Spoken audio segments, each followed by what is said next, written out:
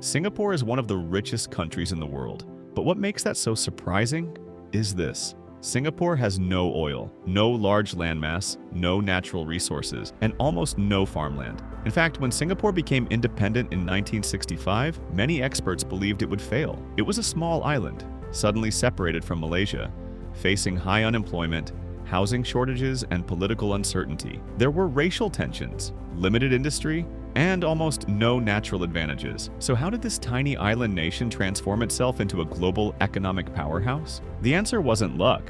It was long-term strategy. After independence, Singapore's leadership understood something critical. If they couldn't rely on natural resources, they would have to rely on systems.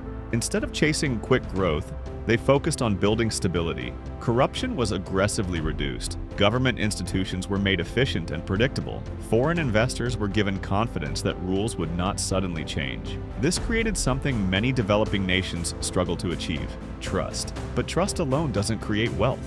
Singapore also made full use of its geographic position. The island sits along the Strait of Malacca, one of the busiest shipping lanes in the world. A massive portion of global trade flows through this narrow passage between the Indian Ocean and the South China Sea. Singapore invested heavily in port infrastructure. Over time, the Port of Singapore became one of the busiest and most advanced ports on Earth.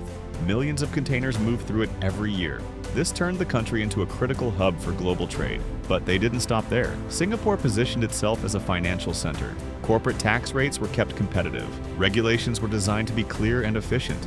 Multinational companies began establishing regional headquarters in the city. Banks, technology firms, logistics companies, and manufacturers all found Singapore attractive. At the same time, the government invested heavily in education. A skilled, disciplined workforce became one of Singapore's strongest assets. More than 80% of Singapore's population now lives in government-supported housing, creating social stability and reducing extreme inequality. This combination, strategic geography, strong governance, global trade integration, and investment in human capital, created a powerful economic engine. Today, Singapore consistently ranks among the highest countries in GDP per capita. From a struggling island nation in the 1960s to a global financial hub today, Singapore didn't grow rich by accident. It engineered its success. And it proved something powerful. Even without natural resources, a country can build wealth through discipline, planning, and long-term thinking. Singapore may be small in size, but in the global economy, it became a giant.